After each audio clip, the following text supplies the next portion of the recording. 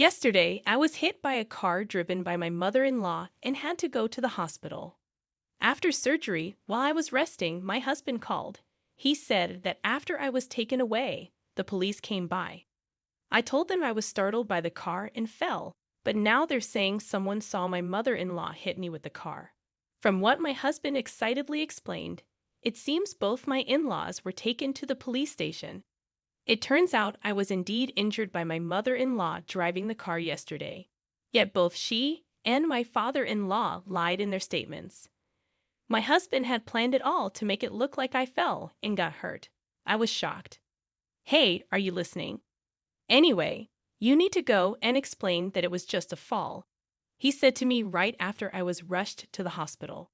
I was so angry that I decided to get revenge on my husband and in-laws. They must think I'll always do what they want, but that won't happen. Then it hit me. This will surely prove I was hit by my mother-in-law. I picked up my phone again.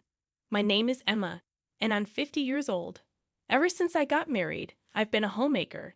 I met my husband, Hayen, when I was in my 20s. It was a typical office romance. He was assigned to mentor me when I joined the company. He wasn't particularly attractive or appealing to women, and naturally, I didn't have any romantic feelings for him. I saw him simply as a colleague whom I diligently followed every day. However, while working together, he took a strong interest in me. At first, I thought he was just happy to have a co-worker close to his age, but I gradually realized it was more than that. Despite my initial reluctance, I started to feel good about the daily flattery. Looking back, I don't know what I saw in him, but I fell for his sweet talk, and we began dating. We continued working together for a while, and about a year later, he proposed to me. With no reason to refuse, I accepted, convincing myself that this was what life was about. At my husband's suggestion, I quit my job and, without discussion, moved into his parents' house.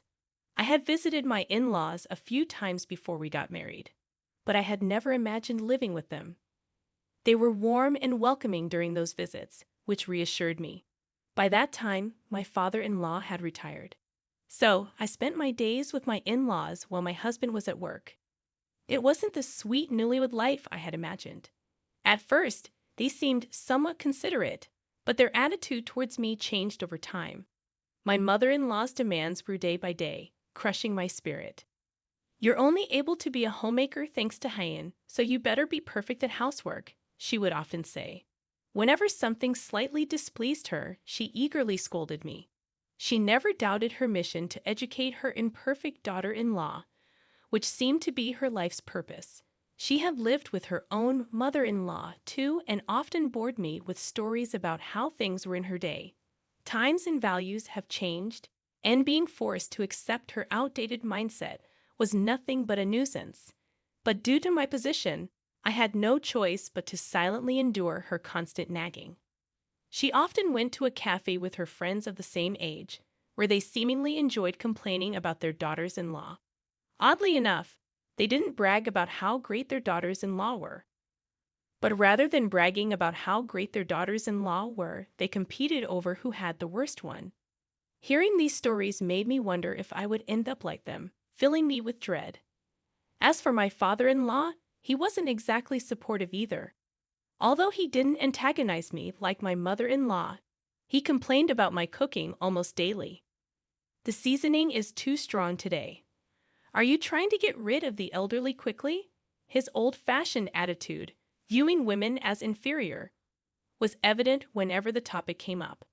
He kept saying how women should be considerate and assist men, or that they should understand things without being told. It's embarrassingly idealistic. I guess some people never change, always acting high and mighty no matter their age. My father-in-law doesn't exactly pick on me. He's more about boasting his beliefs to me, proud of his outdated thinking. He'll probably never realize his mistakes and just keep getting older like this. They're just like those unpleasant in-laws you see in dramas. I've tried discussing it with my husband several times, but it hasn't changed anything. As our marriage has gone on longer, my husband started blaming me. My parents are elderly, you should be kinder to them. Isn't that what a daughter-in-law should do? Like father, like son. following in his parents' footsteps. My husband also began to look down on me and exploit me. He doesn't help with anything when he comes home. He just sits there as if it's the most natural thing. Maybe things would have been different if we had kids, but we never did. I went to the hospital for infertility treatments until my late 30s, but the dream never came true. Right after we got married, my in-laws were always pressuring me about when they would see a grandchild. It's not entirely my fault. Children are a blessing. It's ridiculous to think about having a baby just for my in-laws. I figured there was no need to force it, so I gave up when I turned 40. In this less than happy life, there were people who supported me, the couple who lived across the street, Juliana and Kyle. They lived together without any children. Kyle's mother had lived with her mother-in-law and didn't want to cause the same trouble, so he refused to live together with his mother-in-law. Juliana was there for me during my infertility struggles and even listened to my complaints about my in-laws. My in-laws and husband are all about appearances, so Juliana was initially surprised. I thought your husband was a nice guy. It's a bit off-putting that he's still not independent from his parents at his age. Thanks to Juliana, I managed to get through life without getting too overwhelmed. My mother-in-law, over 75, still drives herself when going out. It looks dangerous, and I've warned my husband that he doesn't listen. If I suggest she should give up her driver's license, he explodes. Are you calling my mom an idiot? He gets furious, thinking I'm insulting his mother. I tried talking to my mother-in-law too, but she still thinks she's young. Are you treating me like an old lady? You're really unpleasant, she says, getting as angry as my husband. I was worried something terrible might happen, and it did, but not in the way I expected. That day, as usual, I walked to the nearby supermarket without a driver's license. Walking is mostly how I get around. I had thought about getting a license after starting a job, but I got married sooner than expected. When I discussed it with my husband, he was against it, saying, "You can drive, so you don't need it." On sale days, I end up with too much to carry, but there's no way I can ask my husband or mother-in-law for a ride. My husband, who used to happily offer a ride when we were younger, now just scoffs and refuses. I was carrying heavy bags and had just gotten back home when I noticed the garage door was open. Did she say she was going out today? My mother-in-law hadn't mentioned anything when I left the house. Well, never mind, I thought, passing the garage to head to the front door. Suddenly, a car roared out of the garage at high speed. "Oh," was the only silly thing I could utter in surprise. The next moment, the car hit me without slowing down. It threw me backward by the impact, and groceries tumbled from my bags. In that position, my body slammed into the asphalt. Dazed and not understanding what happened, I felt a sharp pain in the back of my head from the impact. I couldn't get up. All I could do was lie there, looking up at the sky. How long had passed when I realized Juliana was looking down at me? "Hang in there, I've called an ambulance. Everything's going to be okay." Juliana's face, speaking to me, was pale and strained. I wondered if things had gotten that serious. A naive question crossed my mind. As I moved my aching head slightly, I could see blood flowing from it. Seeing this, I began to understand the gravity of my situation.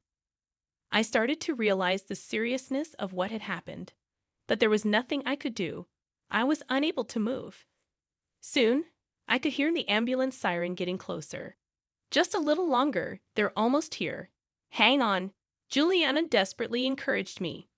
My head started to feel fuzzy. No, just a little longer, I thought, despite her words. I closed my eyes. When I opened them again, I was lying on a hospital bed, with a tube and IV connected to my hand, and I could see fluid dripping continuously. Realizing I was saved, tears naturally flowed. Moving my head slightly brought sharp pain. It was no wonder, given the bleeding. As I groaned in bed, a nurse rushed over. "You shouldn't move your head yet." I had many questions but listened silently to the nurse's explanation.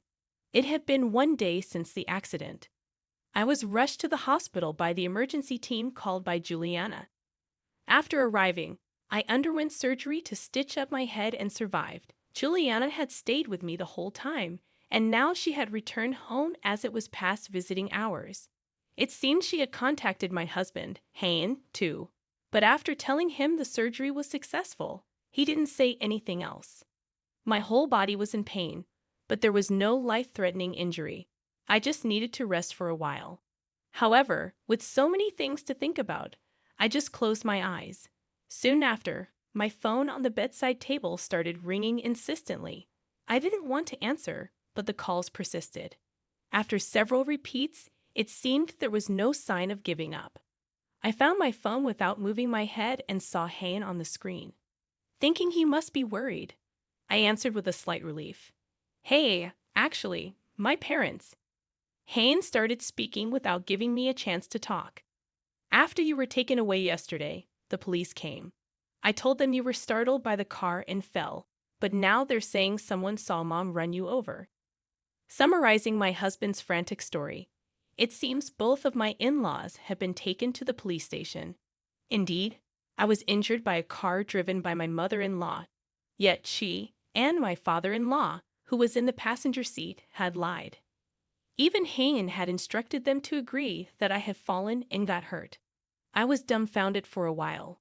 Fortunately, the car wasn't damaged. Dad wasn't hurt. Mom seemed to have twisted her neck from the collision. Despite that, poor them.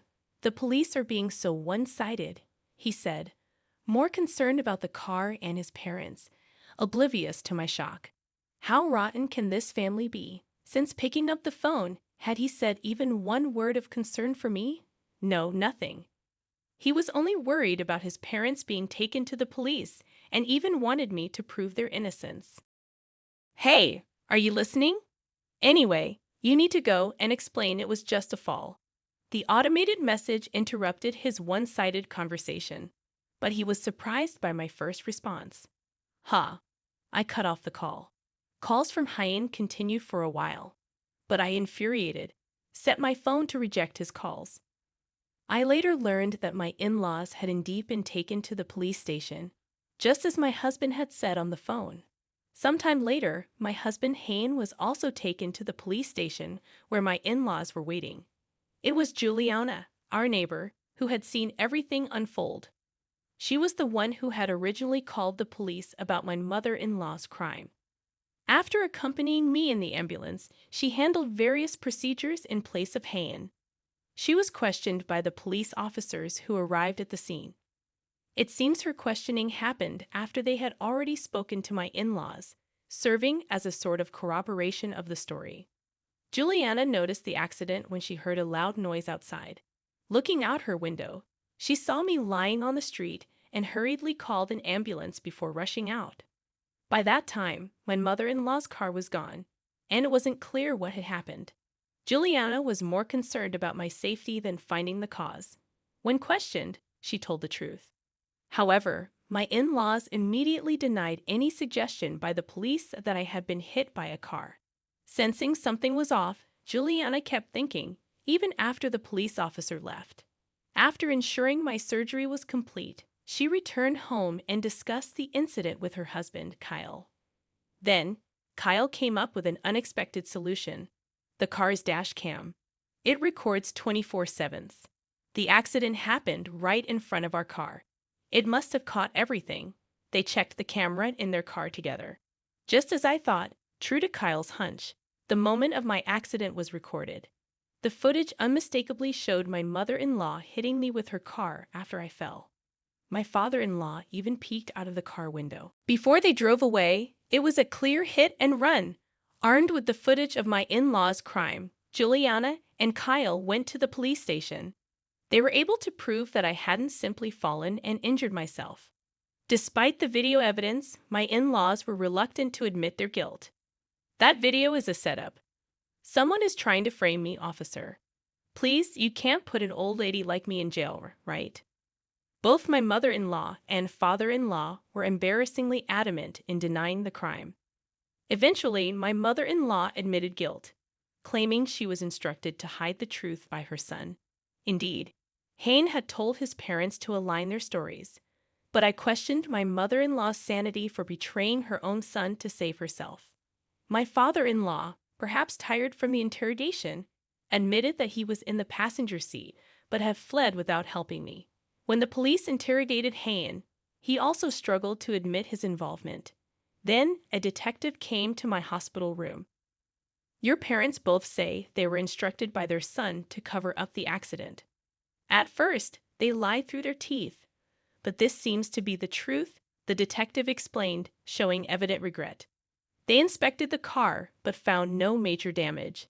If Hayen had repaired any damage to the car, it would have been considered evidence tampering. However, Hayen wisely decided against it. Since then, I haven't seen Hayen at all and have lost all affection for him. I told the detective about the phone call. The detective sighed deeply after hearing this. I don't know what to say. I can only imagine how you feel. He sympathized with me, someone who had been betrayed by her family after suffering a serious injury requiring surgery. After a while of heavy silence, the detective bowed deeply and left the room. A few days later, when I was about to be discharged from the hospital, the police contacted me again. Juliana, who had come to pick me up in place of Hayen, drove me straight to the station. The detective from the previous day greeted us. It turned out he was the same one who had heard Juliana's story, and he led us inside. In the room, we were met with the gaunt figures of Hayen and my in-laws. Emma, my mother-in-law, upon seeing me enter the room guided by the detective, suddenly began to tear up. I thought it was insincere, but she seemed genuinely crying. Whether she felt relieved to see a family member or was relieved to see me alive, hoping for a lighter sentence, I couldn't tell. We waited for my mother-in-law to calm down before beginning. A female officer soothed her, and she finally seemed ready to talk. My father-in-law, sitting next to her, looked utterly exhausted and kept repeating "I'm sorry" to me. The specific purpose of the day was to align the details of the accident with me, the victim present. The screen displayed the footage of the accident submitted by Juliana. While watching it, the detective proceeded to discuss each detail. My in-laws answered the questions honestly, and I nodded in agreement, confirming the facts. The main issue was whether my husband Hayen was involved. Following my statement, his call history had been checked, which proved he had called me. However, even now, Hayen continued to deny any involvement. Unfortunately, I hadn't recorded the content of our call, so the conversation wasn't progressing. Are you trying to frame me too, you liar? At times, the detective calmed Hayen, who became emotional and appeared agitated. Please stop lying. Any further will only lead to your regret. Do you want to betray your own mother and father to save yourself? My warnings fell on deaf ears. Feeling an impasse, the detective spoke up. So your parents are continuing to lie to the police, is that correct? With that question, Hayen fell silent. My words carried a different weight. Your mother running over your wife is clearly captured on the video, which both of your parents have admitted to. But according to you, your parents, out of self-preservation, are implicating you as an accomplice. The detective's serious tone made Hayen's face tense. Do you understand the crimes of your parents are becoming even more serious? Hearing this, Hayen finally admitted his guilt. At the very end, he realized the gravity of his actions. With Hayen's confession, all three were fully exposed. Police officers in the room started moving around hurriedly. Regarding this matter, the detective then turned to me, discussing whether I wanted to withdraw the complaint. While the crimes committed by the three couldn't be erased, this decision would significantly alter their fate. However, I firmly declined. I was lucky to survive. Their decision to flee the scene right after the accident is unforgivable. I'll be filing a complaint to ensure they pay for their crimes. My decision caused a significant stir among them. My mother-in-law cried out loud, and both my father-in-law and Hayen slumped in despair. They probably never imagined I would make such a ruthless decision. They all believed themselves to be good spouses, a good mother-in-law, and a good father-in-law, assuming I would naturally forgive them. Had they handled the situation properly after the accident, it wouldn't have come to this. But my in-laws chose to protect themselves over my life. Hyen prioritized his parents and public image over his wife's life. I want them to reflect on the gravity of their actions and duly pay for their crimes. I stood up silently and left the room, accompanied by Juliana. I started the paperwork in a separate room. Living with my in-laws and Hyen for years, it would be a lie if I said that it doesn't hurt my heart. Above all, I was the one most hurt. Even if my physical injuries heal, this trauma will follow me for life. Despite not having done anything wrong, I felt far from relieved. By the time we left the police station, it was already dark. Juliana, thoughtful as always, invited me to a celebratory dinner for my discharge. I gratefully accepted her invitation and headed to Juliana's home. Warmly welcomed by Juliana and Kyle, we enjoyed a meal together for the first time in a long while. I laughed. They treated me as usual with care and kindness. Even though my in-laws and Hyen were no longer in my life, I was now on my own with legal proceedings and other tasks ahead. It felt overwhelming. At that moment, I chose to forget all that and genuinely enjoyed myself. The morning after that pleasant night, I decided to divorce Hyen. There was no need to keep tormenting myself. Hyen seemed a bit chastened by the whole ordeal, but I realized I couldn't love him anymore. I immediately contacted a lawyer and brought up the subject of divorce with Hyen. At first, he seemed surprised, but soon he agreed, seemingly understanding the situation. I couldn't bear to see Hyen's pathetic state any longer, so I left everything else to my lawyer. The three of them faced criminal charges, and in addition, they were ordered to pay me a settlement.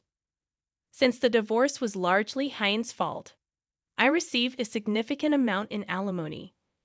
I decided to leave my in-laws' house and rented an apartment with the money I received. I had planned to start anew in a distant place, but I chose to stay in the familiar town. There was a reason I didn't move away. Juliana's husband, Kyle, owned a company. He invited me to help out at his company. Juliana was also helping there, and I thought it would be nice to work together. I had been invited before but always declined, fearing what my in-laws or Hyen might say. Honestly, with the alimony I received, I didn't need to work anymore, but Juliana and Kyle were concerned about me suddenly being alone. They gave me a sense of purpose. Having spent decades as a housewife, working with friends was very enjoyable. There were many new things that confused me, but it became a significant part of my life. And so, with this new life, an unexpected encounter awaited me. I met a man through work and decided to remarry. I had told him about my divorce, but kept quiet about the alimony until we got married. He didn't blame me for it. "It's natural to be cautious after what you've been through," he said with a smile. My life changed drastically in my middle years, perhaps more fulfilling and happier than my younger years. I was betrayed and hurt by someone I trusted for many years, but I found greater happiness that surpassed it. Grateful to the friends who always reached out to me, I began walking towards a brighter future.